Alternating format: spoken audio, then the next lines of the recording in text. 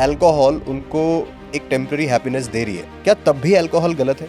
वो बहुत क्षुद्र चीज है, छोटी चीज है। हमारे पास हमारे शरीर में ही अल्कोहल और नशे की चीजें आज की नहीं है। वैदिक काल में सोमरस, गांजा, भांग जैसी चीजों का प्रयोग भी योगियों और साधकों द्वारा किया जाता रहा है। एक रिलेशनशिप में हस्बैंड वाइफ की हमेशा कौन सही होता है?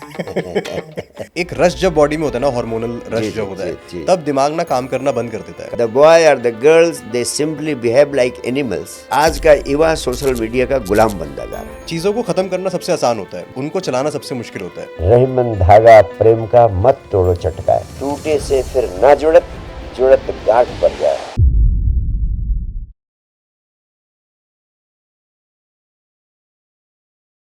Myself Sakshi Shri from Science Divine Foundation. Right now I am with Rohan. गुरुजी बहुत बहुत स्वागत है आपका, कैसे हैं आप? Thank you. I am all good, very fine. और आज आप बड़े प्यारे लग भी रहे हैं। Thank you, thank you.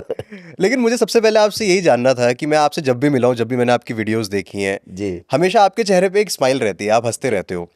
ये आज की जनरेशन और आज के टाइम पर बहुत मुश्किल है चेहरे पे स्माइल रखना हर टाइम, तो कैसे रख लेते हो आप? Yes, that's true. In fact, smile बाहर से कोशिश करने से आती नहीं है। कुछ भीतर इनर केमिस्ट्री चेंज होती है, उसके बाद ही आपके चेहरे पर जो भीतर क्रांति होती है, जो भीतर परिवर्तन होता है, वो आपके चेहरे पर रिफ्लेक्ट होने लगता है।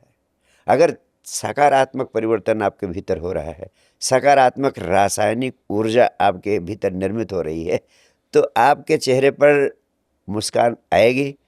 अन्यथा मुस्कान लाने की कोशिश करनी पड़ेगी, तभी आएगी, अन्यथा नहीं आएगी। साइंस डिवाइन मूवमेंट जो है, ये इसकी शुरुआत कैसे हुई, इसमें कैसे लोग जुड़ रहे हैं, क्या सीख रहे हैं, अगर थोड़ा सा बता पाए आप। Rohan, simply speaking, science divine का अर्थ है the science of divine living. जी। Science divine is a global movement for helping people realize their optimum potential through sound body, sound mind and self realization. आप हैरान होंगे ये जानकर कि मनुष्य के भीतर अनंत शक्तियां छिपी हुई हैं, लेकिन वो अपनी समस्त उपलब्ध शक्तियों का मुश्किल से 5 से 7% तक उपयोग कर पाता है। से सारी शक्तियां सोई पड़ी रह जाती। और साइंस डिवाइन मूवमेंट उन शक्तियों को जगाने की एक वैज्ञानिक प्रक्रिया उपलब्ध कराता है, जी। जिनका उपयोग करके व्यक्ति अपनी उपलब्ध शक्तियों का अल्पतम समय में अधिकतम उपयोग करने में सक्षम हो सकता है। क्या बात है। इसलिए 21वीं सदी की मनुष्यता को साइंस डिवाइन मूवमेंट को प्राणों से आत्मसात करने की आवश्यकता है। जी, क्योंकि आपने साइंस की बात करी, अगर मैं बोलूँ, साइंस आज भी इस बात को कॉन्ट्राडिक्टरी रखती है कि भगवान है।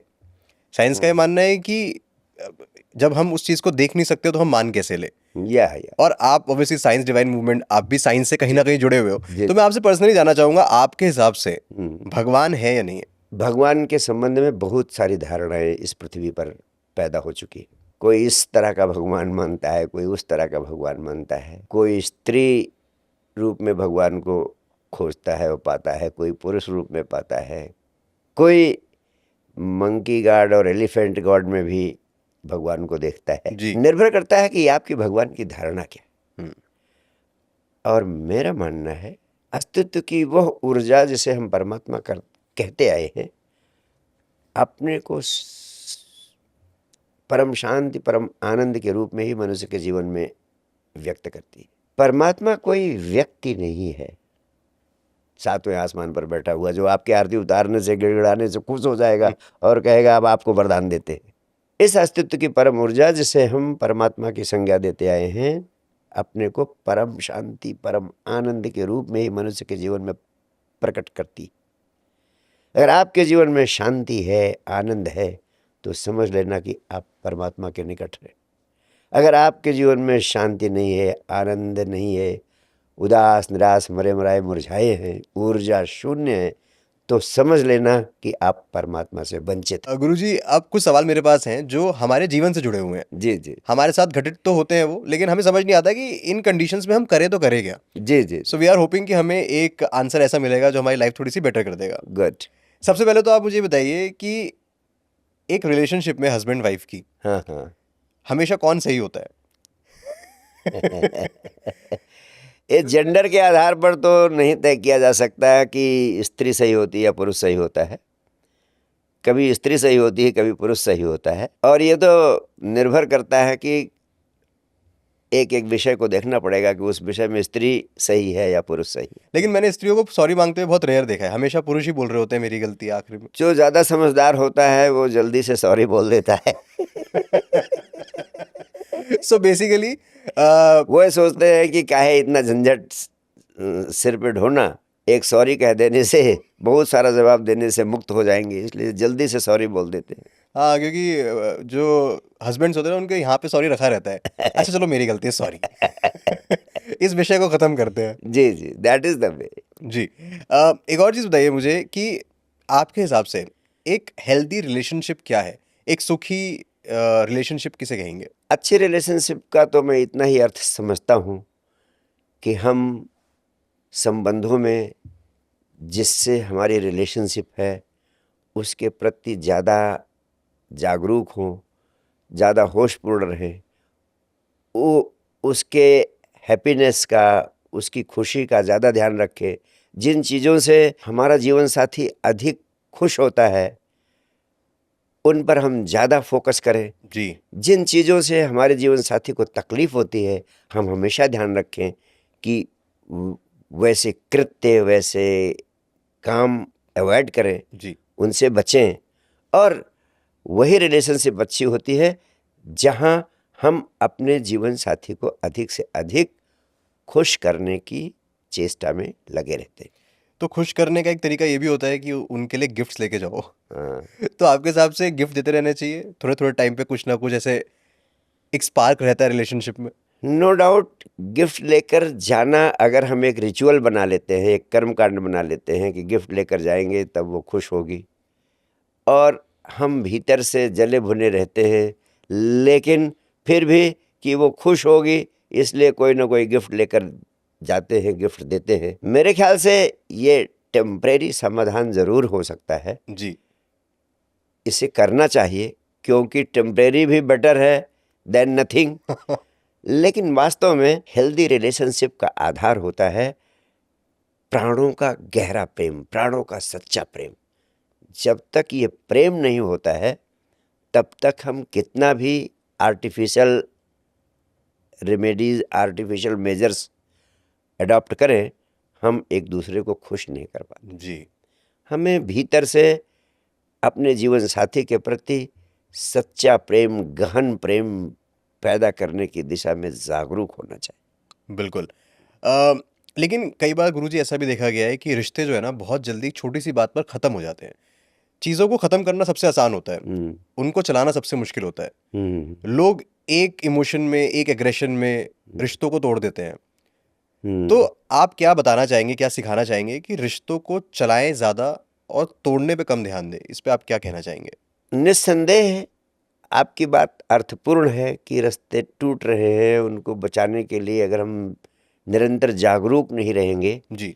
तो रिश्ते टूट जाएंगे। रिलेशनशिप कोई स्थायी रिलेशनशिप नहीं होती है।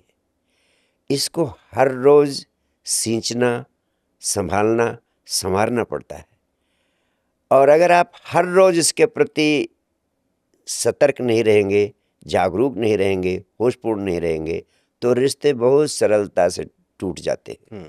लेकिन रिश्तों को बनाना कठिन चीज़ है, इसलिए हमेशा ध्यान रखना चाहिए कि दिल के रिश्ते नाजुक होते हैं और नाजुक रिश्तों को कभी टूटने का अवसर नहीं देना चाहिए, क्योंकि टूटे से फिर ना जुड़त, जुड़त गांठ पर जाए। जी। रहीमन धागा प्रेम का मत तोड़ो चटकाए। अगर एक बार भी टूट जाता है प्रेम का धागा तो फिर जोड़ते हैं तो उसमें गांठ पड़ जाती है, और गांठ पड़ जाने का मतलब है फिर कभी आपको उस प्रेम के सूत्र का, प्रेम के धागे का, उस प्रेम के संबंध का पूरा आनंद नहीं मिल पाएगा। जी। इसलिए हमेशा ध्यान रखें प्रेम संबंधों में गांठ न पड़ने पाए, और इसके लिए ज़रूरी है कि हमेशा अपने जीवन साथी की छोटी छोटी भावनाओं का, छोटी छोटी संवेदनाओं का ध्यान रखें और उसके प्रति जागरूक रहें। बिल्कुल। गुरुजी आजकल के जो नौजवान हैं, जो यूथ हैं, उनका थोड़ा अलग मानना है। हाँ। वो जो है वो सिचुएशनशिप जैसी चीज़ों में है, यानी कि इसका अर्थ ये होता है कि प्यार बाद में, वासना पहले।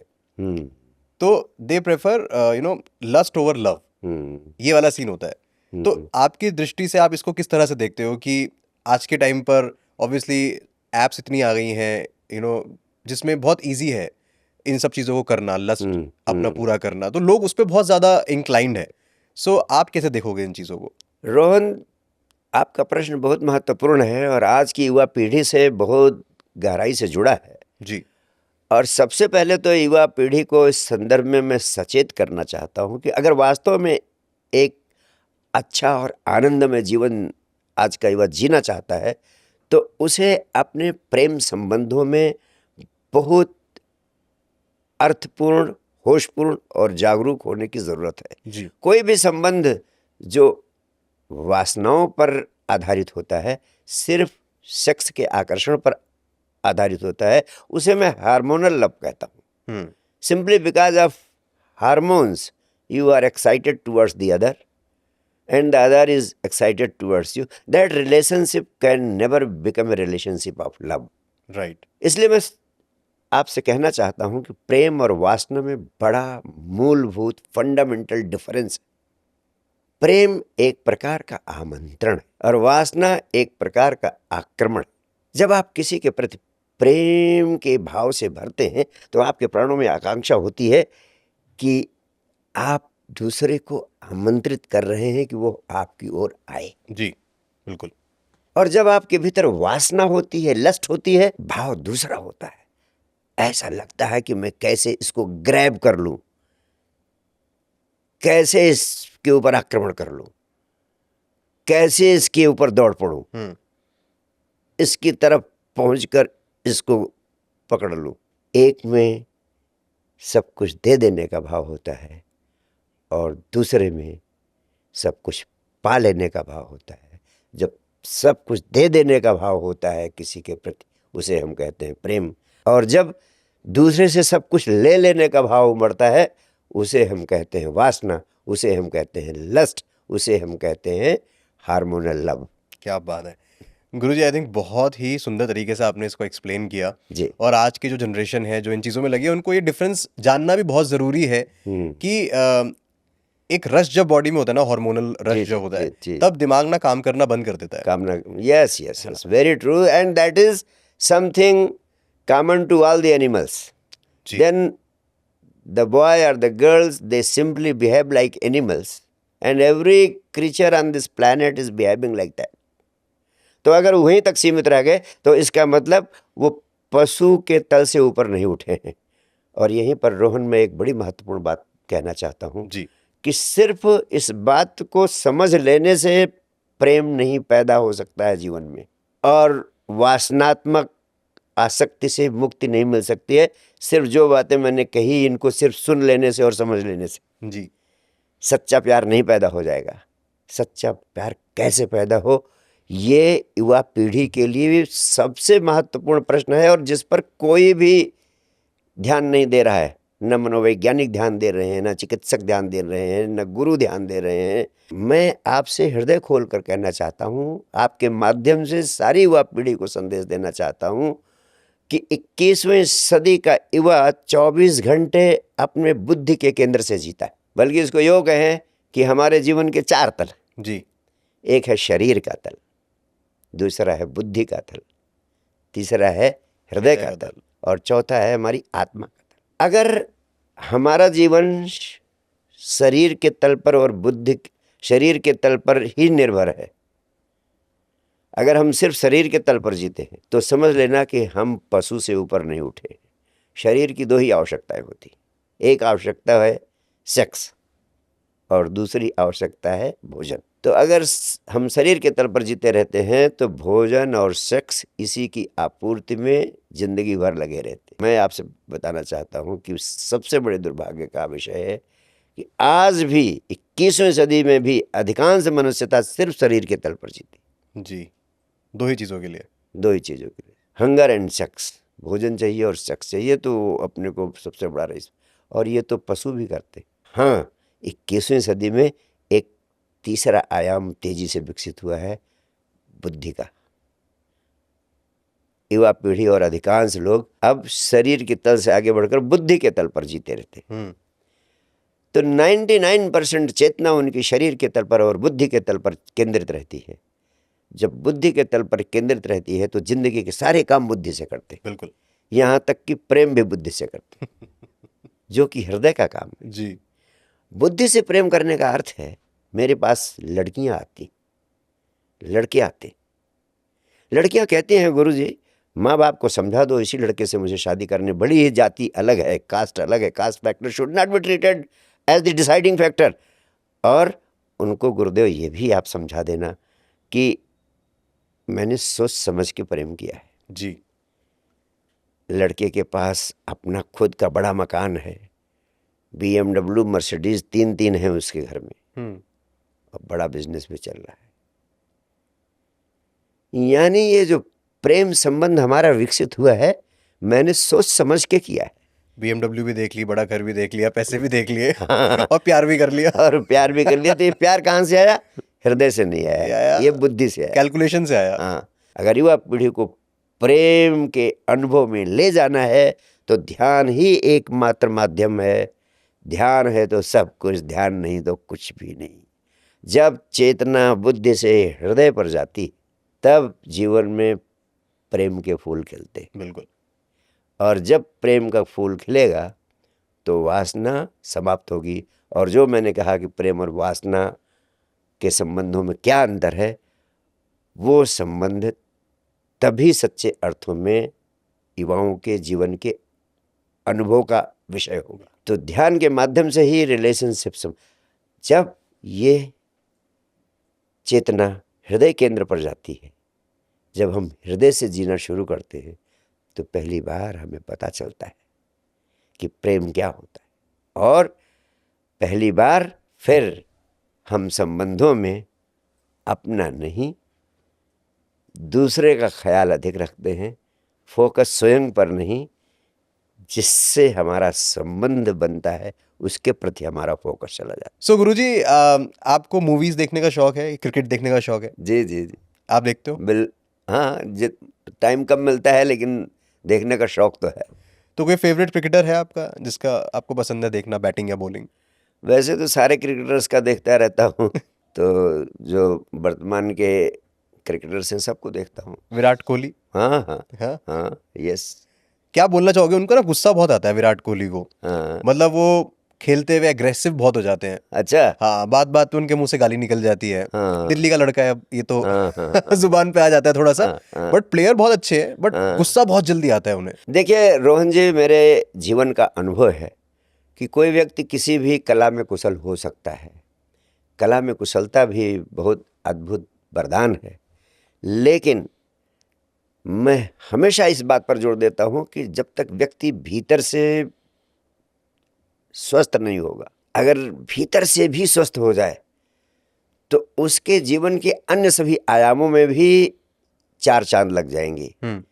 और फिर आप उसकी तारीफ करेंगे कि वो इतना बड़ा क्रिकेटर होकर इतनी बड़ी बल्लेबाजी करता है, इतना प्रसिद्ध कैप्टन है, इसके बावजूद उसके शब्दों में कितना जादू है, उसके चेहरे पर कितना आकर्षण है, कितना प्रेम झलकता है।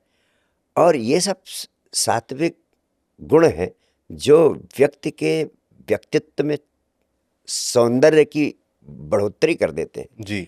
अगर वही व्यक्ति ध्यान में भी डूबने लगे और शरीर, बुद्धि और हृदय से गहरे आत्मा के तल में प्रवेश करने का अनुभव पा जाए, तो ये बहुआयामी सौंदर्य उसके व्यक्तित्व में प्रकट होने लगेगा। हालांकि उनकी लाइफ में ये चेंज हुआ है जब से वो महाकाल गए हैं उज्जैन में तब से थोड़े शांत भी हुए हैं स्वभाव में और शायद उन्होंने ध्यान लगाना भी स्टार्ट कर दिया है, इस वजह से अब थोड़ा सा एग्रेशन कम हुआ है उनका। मैं तो चाहता हूं कि सभी खिलाड़ियों को कम से कम इस तरह के जो राष्ट्रीय और अंतर्राष्ट्रीय स्तर के खिलाड़ी हैं, जो विराट कोहली जैसे खिलाड़ी हैं, सारे खिलाड़ियों को ध्यान कंपलसरी कर देना चाहिए। उनके ड्रेसिंग रूम में एक सेशन होना चाहिए कम से कम 15 मिनट का, जहाँ पे खेलने से पहले सब ध्यान लगाएं। निश्चित रूप से, और इसके बड़े लाभ होंगे उनकी परफॉर्मेंस भी कई गुना बढ़ जाएगी, मेडिटेट करने से 100% बढ़ जाएगी। उम्मीद करते हैं ये वीडियो वहां तक पहुंचे। जल्दी उनकी तरफ से एक वीडियो सामने आए जहां पर पूरी टीम बैठ के ड्रेसिंग रूम में मेडिटेट कर रही है। यस, करेंगे। अब समझ की क्रांति तेजी से पूरी दुनिया में फैल रही है, और ये तो जागरूक लोग हैं जो अपने जीवन को किसी दिशा में इतनी ऊंचाइयों पर ले जा सकते हैं। वे 10-20 मिनट, आधे घंटे का समय ध्यान के लिए निकालेंगे तो निश्चित रूप से वे पूरी दुनिया को बहुत बड़ा योगदान देने का माध्यम बनेंगे। बिल्कुल। तो मैं विराट कोहली जैसे लोगों से अपील करता हूं कि वे सिर्फ ध्यान का अभ्यास ही नहीं करें, लेकिन उनके बहुत बड़े फॉलोअर्स हैं, बहुत बड़े फैंस हैं, करोड़ों की संख्या में हैं। वे अगर अपने ध्यान के अनुभव को उन तक पहुंचाएंगे तो पूरी दुनिया का बहुत बड़ा भला होगा, मनुष्य जाति का भला होगा। इस पृथ्वी पर हंसता हुआ नया मनुष्य पैदा करने के वो माध्यम बन जाएंगे। क्या बात है, बहुत ही खूबसूरत। Yes.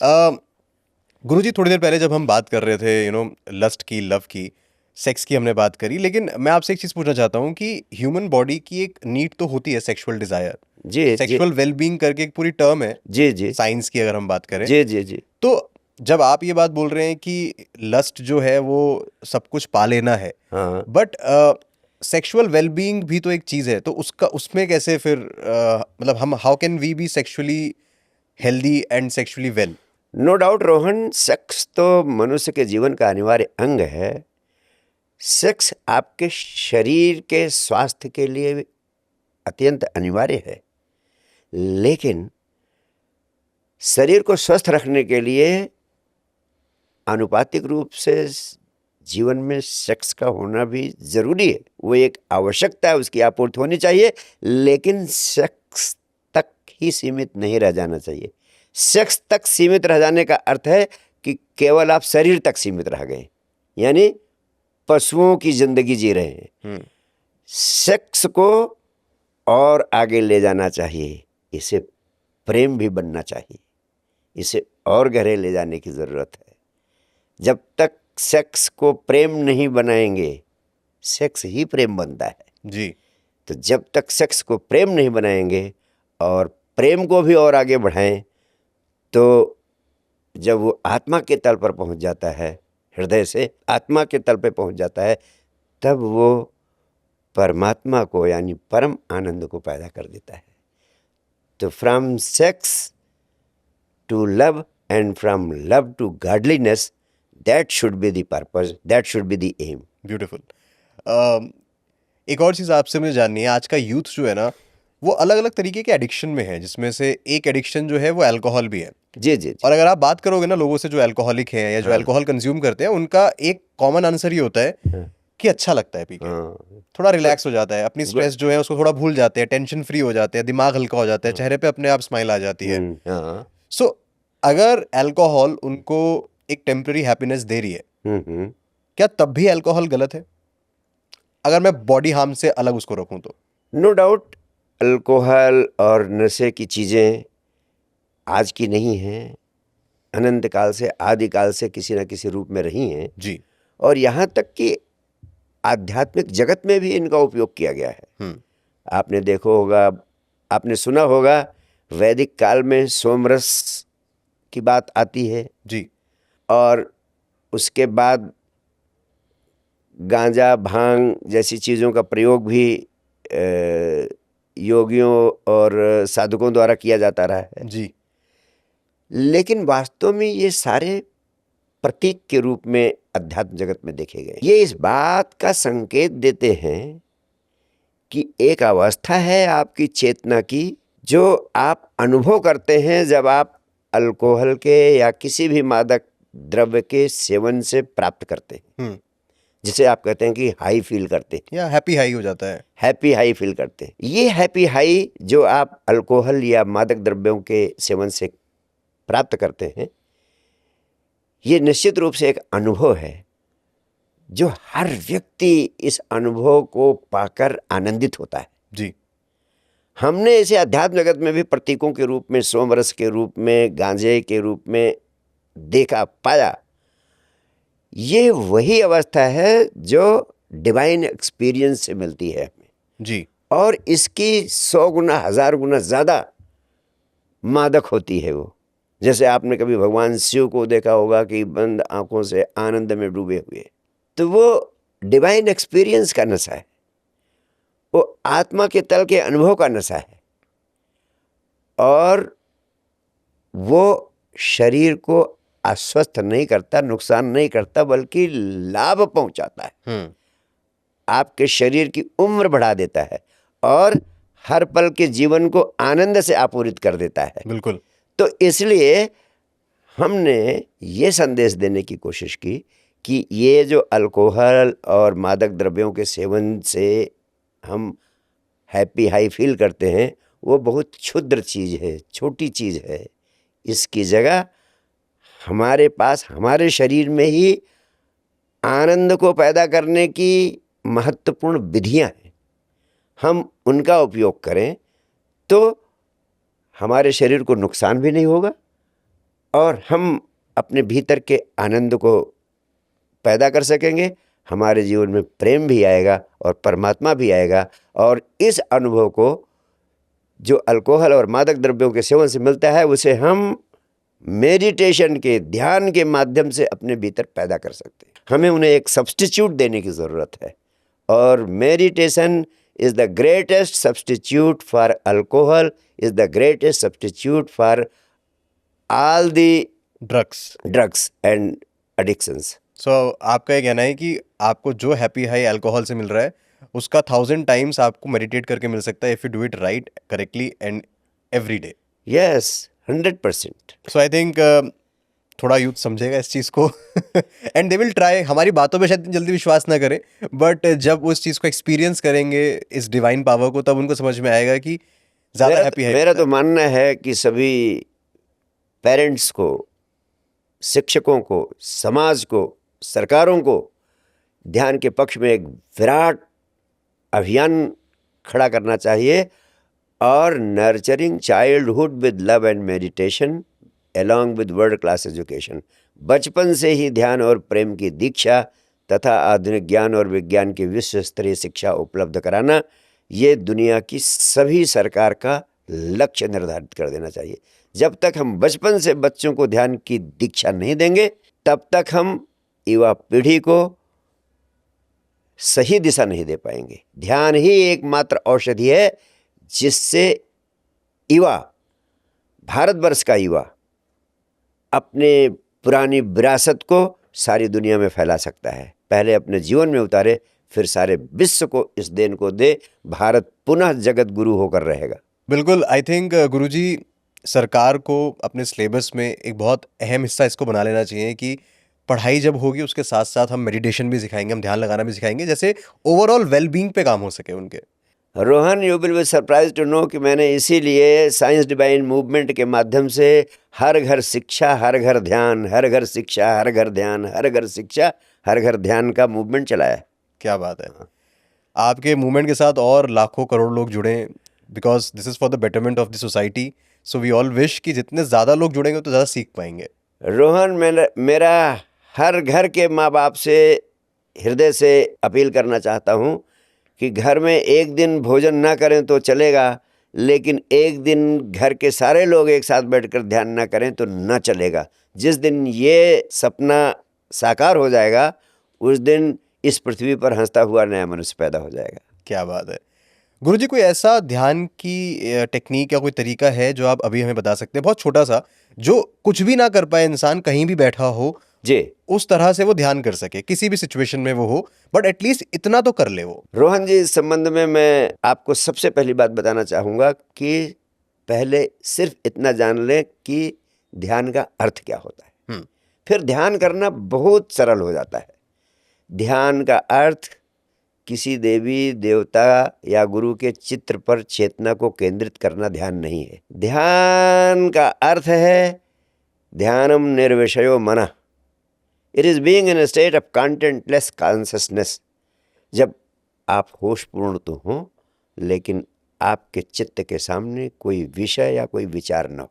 When you are in a state of total relaxation, doing nothing, that state is the state of being in meditation. Right. जब आप समग्र विश्राम की अवस्था में हो, ना तो शरीर से कुछ कर रहे हैं, ना ही मन से कुछ कर रहे हैं, उस अवस्था में होना ही ध्यान में होना। तो you just sit down, close your eyes and keep only one aim, that you are doing nothing, either physically or mentally. That state of doing nothing is the state of being in meditation. तो आँख बंद कर लें, शरीर को पूरा ढीला छोड़ दें और समग्र विश्राम की अवस्था में हो जाए। अब समग्र विश्राम की अवस्था में होने के लिए सिर्फ 3 मिनट का समय आपको चाहिए। अच्छा। तो 3 मिनट में आपको आप अपने शरीर को विश्राम पूर्ण बना दें। आप 3 तल पर जीते हैं। पहला शरीर का तल, तो सिर्फ 1 मिनट आप भाव करेंगे कि आपका शरीर पूरी तरह शिथिल, शांत, विश्राम पूर्ण हो गया है। आप जैसा भाव करते हैं, your body is the most obedient servant. आपका सारा शरीर वैसा ही करने लगता है। आप भाव करते हैं बोलने का, मुंह बोलने लगता है। आप भाव करते हैं हाथ उठाने का, हाथ उठने लगता है। आप भाव करते हैं चलने का, शरीर चलने लगता है। आप भाव करते हैं यूरिनेट करने का, होने लगता है। जैसा करते हैं भाव, इंस्टेंटली आपका शरीर वही करने लगता है जी। तो 1 मिनट आप भाव करेंगे कि अब मेरा शरीर पूरी तरह शिथिल, शांत, विश्राम पूर्ण होता जा रहा है। और 1 मिनट के भीतर आप पाएंगे कि अब आपका शरीर पूरी तरह शिथिल, शांत, विश्राम पूर्ण हो गया है। 1 मिनट के ऐसा हो जाएगा जैसे ये शरीर शव बन गया है। 1 मिनट के अंदर गहनता से भाव करें और आप हैरान होंगे जानकर कि जब शरीर पूरी तरह विश्राम पूर्ण हो जाता है तो आपकी श्वास की गति धीरे धीरे चलने लगती है, मंद हो जाती है। जी। तो इसका परिणाम होगा कि श्वास की गति स्वतः मंद हो जाएगी।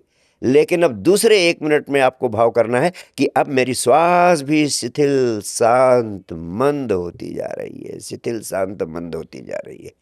श्वास भी शिथिल, शांत, मंद होती। और जब आपकी श्वास शिथिल, शांत, मंद हो जाती है तो इसका परिणाम मालूम क्या होगा? आपके विचारों का आना बंद हो जाता है। जी।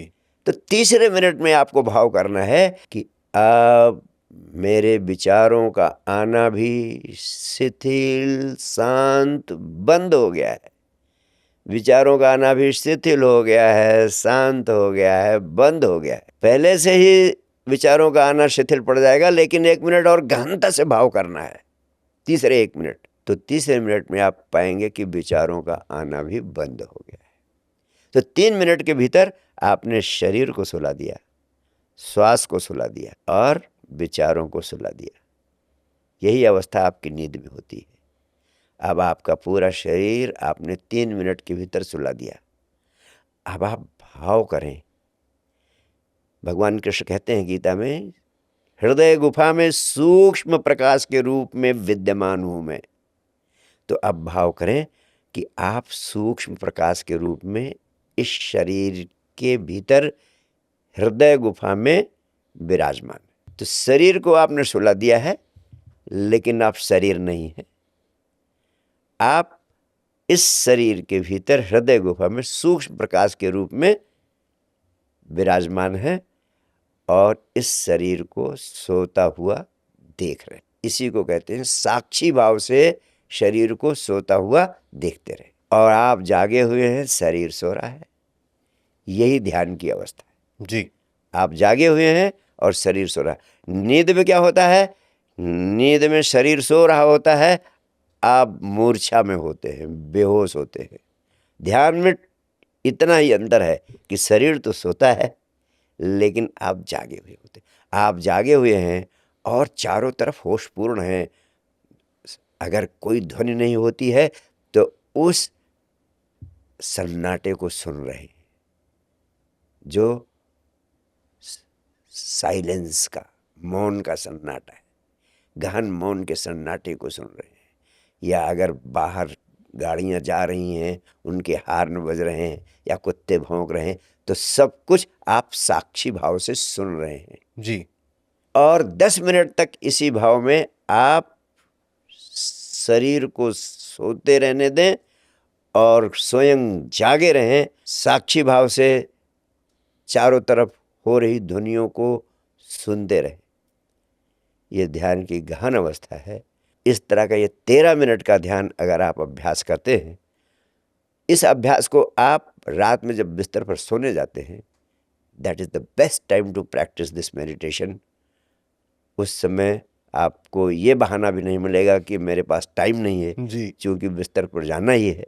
तो 3 मिनट शरीर को सुला दें, 10 मिनट जागे रहें। एक दिन आएगा कि ये 10 मिनट बढ़ता जाएगा, बढ़ता जाएगा, बढ़ता जाएगा। आप सो रहे होंगे और सोते हुए में भी आपकी चेतना जागी रहेगी।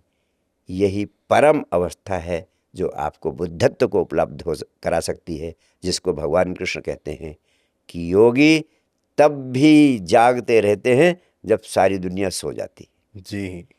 तो आपका शरीर सोता रहेगा और चेतना जागी रहेगी, और चेतना का जागरण ही अध्यात्म का सार है। बिल्कुल। और जो इस तरह से व्यक्ति जागे हुए जीने लगता है, वही बुद्ध होता है, वही कृष्ण होता है, वही क्राइस्ट होता है। बहुत बढ़िया। आई थिंक जिस तरह से आपने मेडिटेशन को एक्सप्लेन किया, जी। सबको ये समझ में आ गया होगा कि इतनी रॉकेट साइंस नहीं है। अलग अलग वीडियोस देखते हैं अलग अलग गुरुज की लोग मेडिटेशन को समझने के लिए। बहुत सिंपल है जिस तरह से आपने पूरा प्रोसेस समझाया। और रोहन, मैंने ध्यान का सार, ध्यान का मर्म, ध्यान का विज्ञान सरलतम ढंग से बताने की चेष्टा की। और पूरा साइंस डिवाइन मूवमेंट, उसका एक ही उद्देश्य है कि कैसे आपके शरीर को ही मंदिर बना दे और सांस सांस को प्रार्थना बना दे, ताकि अलग से बैठकर पूजा पाठ करने की ज़रूरत ही न रहे। बिल्कुल। You can make your whole life meditative.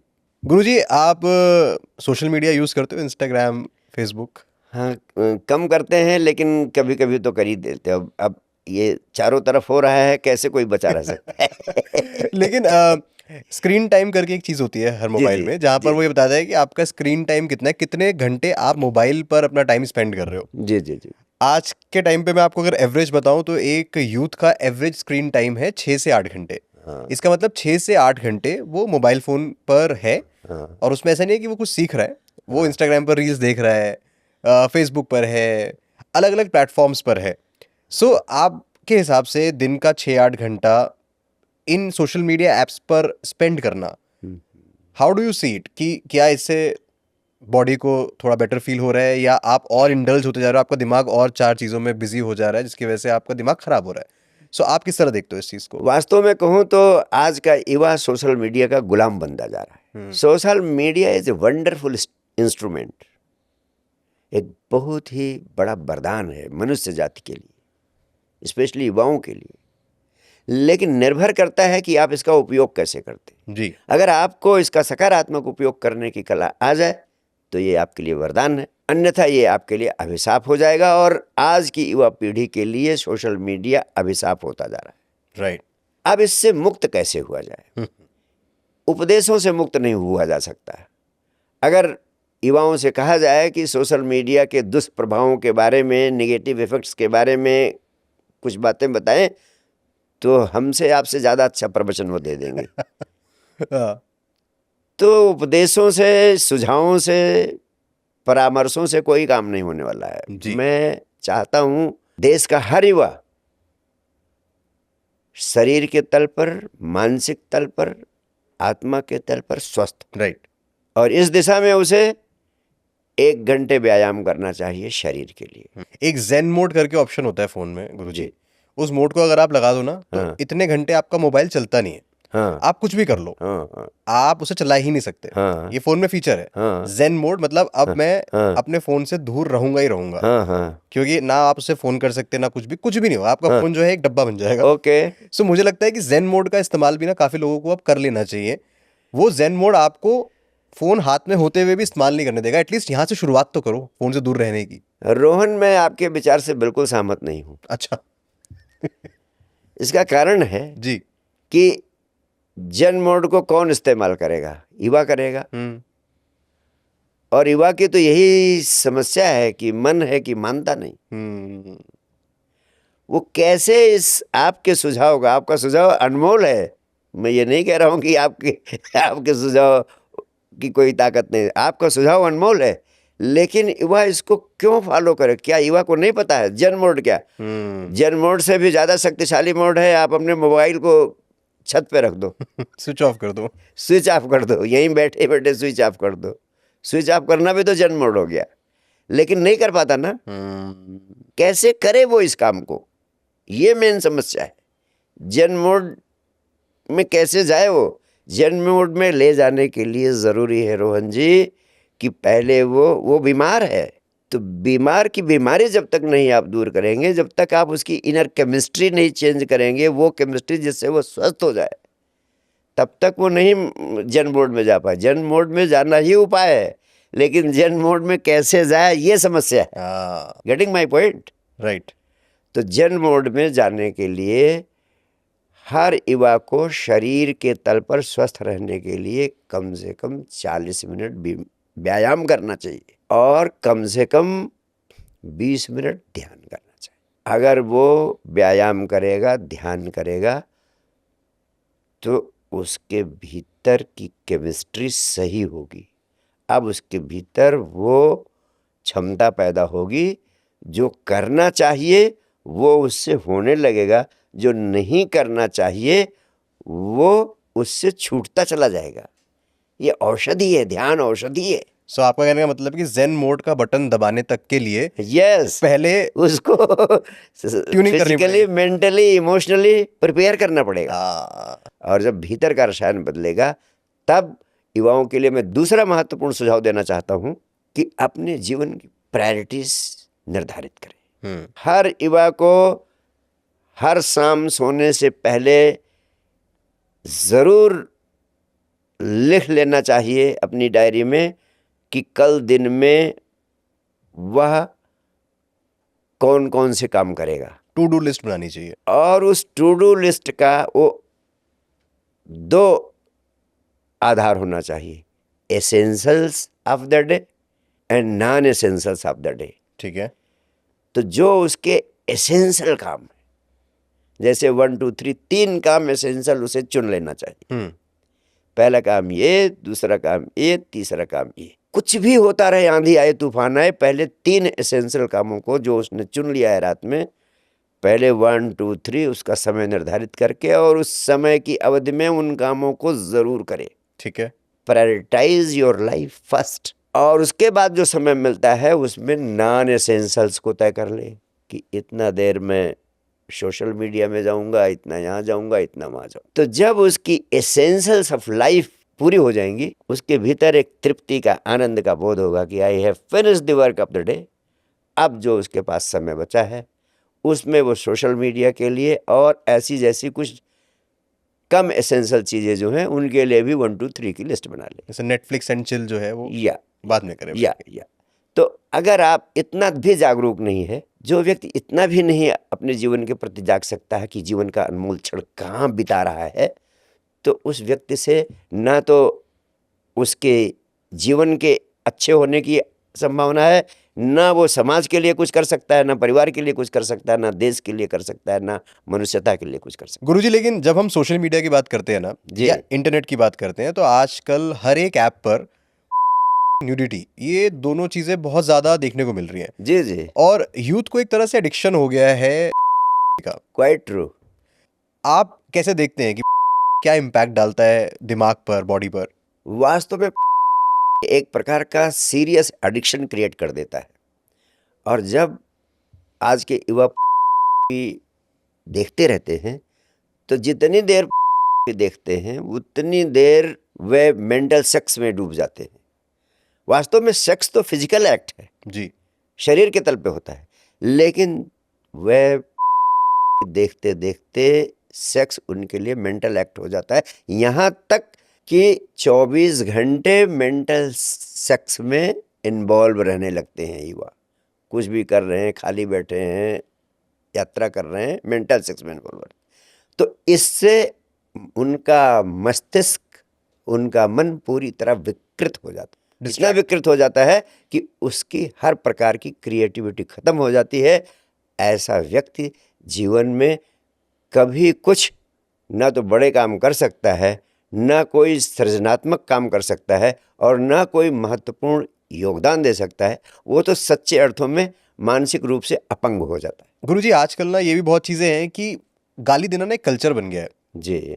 आपस में दोस्त यार बहुत कूल समझते हैं इस चीज को कि हमने गाली दे दी, और बिना गाली के बात होती नहीं है। स्पेशली अगर हम बात करें दिल्ली की, मुंबई की, इन शहरों में स्पेशली बहुत आम है गाली देना। और आज के टाइम पर ऐसे बहुत सारे कॉमेडियंस भी हैं जिनका गाली से ही काम चल रहा है। या वेरी ट्रू। हाँ, आजकल तो एकदम नई कल्चर पैदा हो रही सो आपकी नजरों से क्या गाली देना आपस में अगर बुरा ना लगे तो ये ओके है?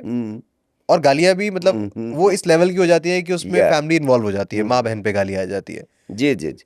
अगर मुझे बुरा नहीं लग रहा और कोई गाली दे रहा है हाँ, तो क्या ओके है ये कल्चर? वास्तव में मैं बहुत महत्वपूर्ण बात कहना चाहूँगा कि मनुष्य और पशु में इतना ही अंतर है कि मनुष्य ने अपने जीने के लिए एक सभ्यता और एक संस्कृति को जन्म दिया है। जी। हमने जिंदगी को कैसे जीना चाहिए, कैसे एक दूसरे के साथ व्यवहार करना चाहिए, उसकी कुछ सीमाएं निर्मित की हैं, लिमिट्स है। कुछ उनके नियम निर्धारित किए हैं जो जिनके आधार बहुत स्वस्थ।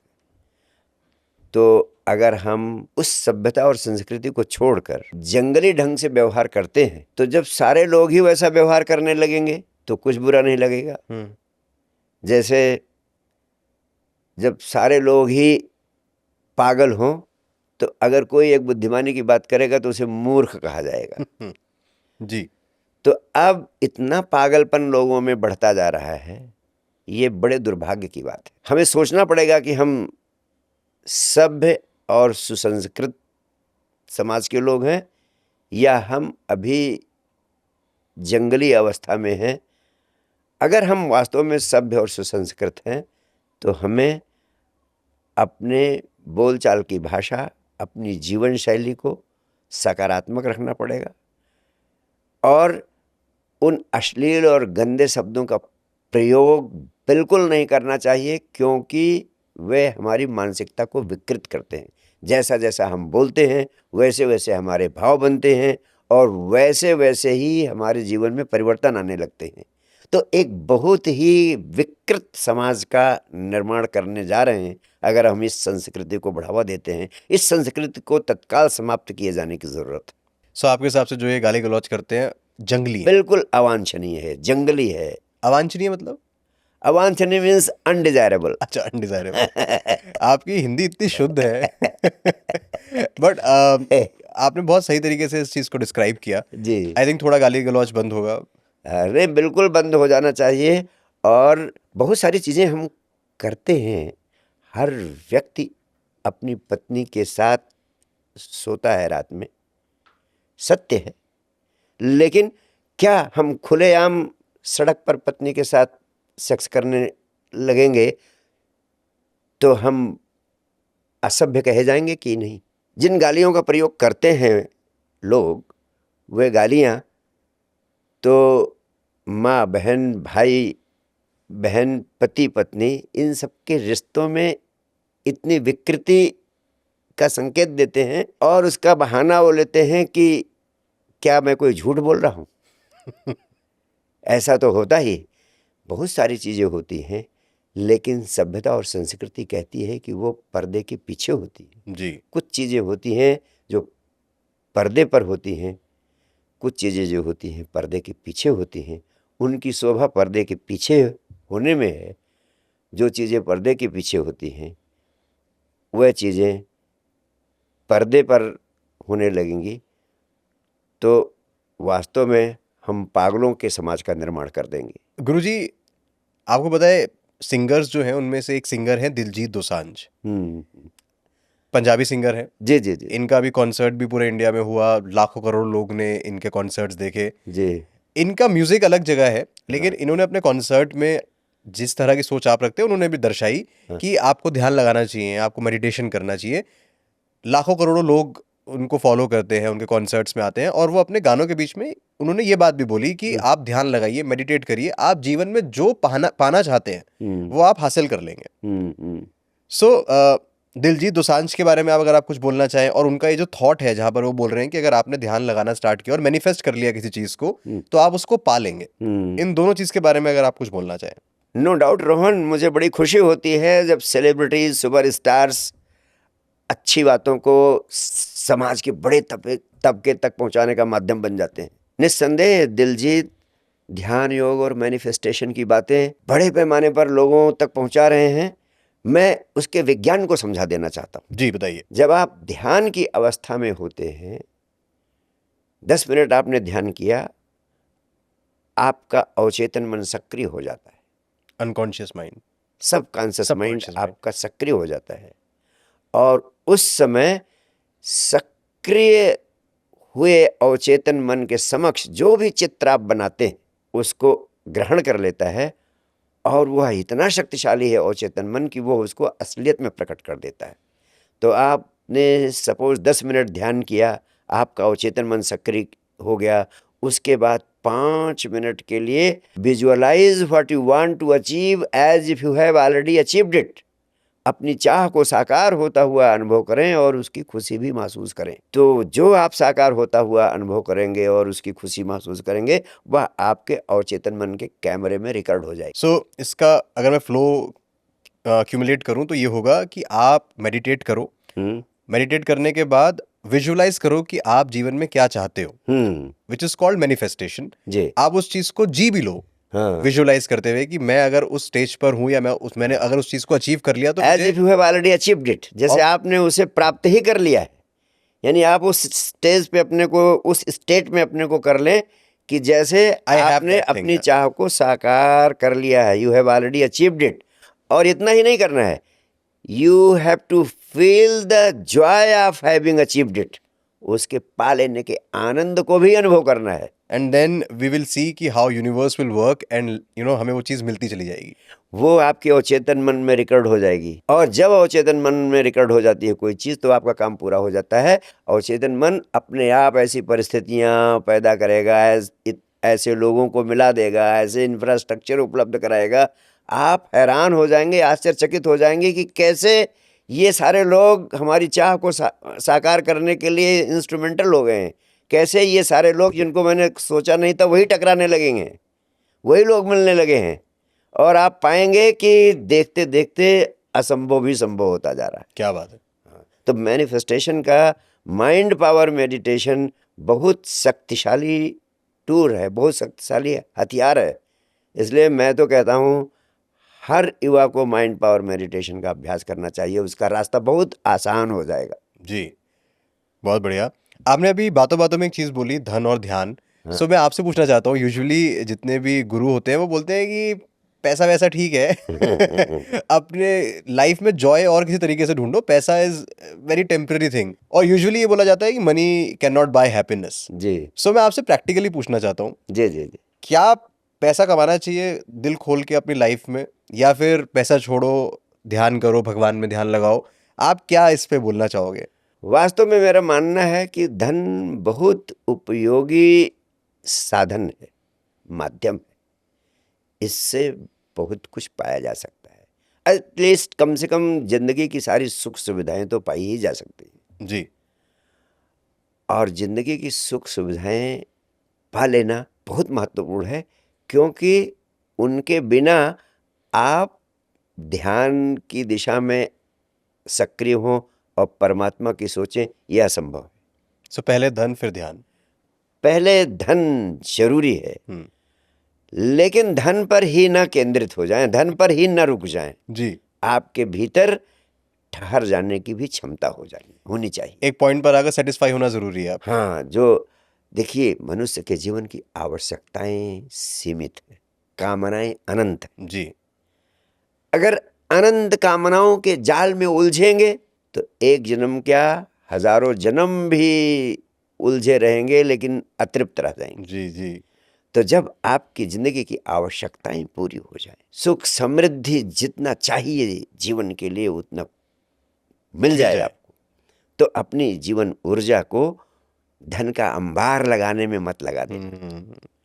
तब ठहर जाना और अपने भीतर के आनंद को पैदा करने के लिए, भीतर निहित परम आनंद यानी परमात्मा को प्रकट करने के लिए ध्यान का अभ्यास जरूर करना। जी। ध्यान है तो सब कुछ, ध्यान नहीं तो कुछ भी नहीं। सो नीड वर्सेस डिजायर, आपको यहाँ पे एक लाइन खींचनी है जी, कि नीड्स जब पूरी हो जाए और हाँ। थोड़े बहुत डिजायर्स पूरे हो जाए, उसके बाद कहीं पर आकर आपको रुक जाना, रुक जाना चाहिए। इस ठहर जाने की अवस्था का नाम ही अध्यात्म। जी। जो ठहर नहीं सका वो कभी जीवन में अल्टीमेट फुलफिलमेंट को नहीं प्राप्त कर सका। गुरुजी, बहुत कुछ सीखने को मिला आपसे, बहुत अच्छा लगा बात करके। जी हम चाहे तो अभी और घंटों बात कर सकते हैं। जी जी लेकिन जाने से पहले जितने भी लोग देख रहे हैं इस टाइम पर, उसमें युवा भी हैं, जी। और अलग अलग एज ग्रुप के लोग हैं, आप क्या उनको मैसेज देना चाहेंगे? एक स्ट्रॉन्ग मैसेज हिंदुस्तान को आप क्या देना चाहेंगे इस टाइम पर? इस समय तो मेरे प्राणों से एक ही संदेश निकल रहा है, सारे हिंदुस्तान के लिए, सारे संसार के लिए, सारी मनुष्य जाति के लिए। हम बहुत ही निर्णायक मोड़ पर खड़े हैं। अगर हम जागे नहीं तो अपने हाथों ही अपना गला घोट लेंगे और सारी मनुष्यता विराट संहार का, विराट विनाश का, महाविनाश का शिकार बन जाएगी। ये यूक्रेन, रूस वार या फिलिस्तीनी वार जैसे तमाम सारे युद्ध पैदा होंगे और मनुष्यता बेमौत मारी जाएगी। जी। अब पृथ्वी को एक बार नहीं 700 बार नष्ट करने की सामग्री हमने पैदा कर ली, हथियारों और आणविक हथियारों से। अगर मनुष्यता को महाविनाश से बचाना है तो हर घर शिक्षा, हर घर ध्यान, हर घर शिक्षा, हर घर ध्यान, यही मेरे प्राणों का संदेश है। ये पूरी पृथ्वी पर फैल जाना चाहिए ये स्लोगन, और देश के हर माँ बाप को, हर समाज को, हर देश को और सारी दुनिया को मिलकर हर घर शिक्षा, हर घर ध्यान, इस सपने को साकार करना चाहिए। वी ऑल्सो होप कि आपका जो ये थॉट है इससे करोड़ों लोग जुड़े, और ये जो बहुत ही माइंडफुल आपने लाइन दी है, हर घर शिक्षा हर घर ध्यान, ये वास्तव में हो भी जाए। हम जिस भी घर में जाए वहाँ पे आने वाले टाइम पर कोई ना कोई ऐसा मिले जो ये बात सिखा भी रहा हो और इस बात को आगे भी लेके जा रहा हो। थैंक यू सो मच कि आपने वक्त निकाला, हमें सारी बातें बताई, और हम उम्मीद करते हैं दोबारा मुलाकात होगी और कुछ जानने को मिलेगा। Thank you, Rohan. Thank you so much. I really felt so nice being with you, talking to you. Thank you so much. Thank you, sir.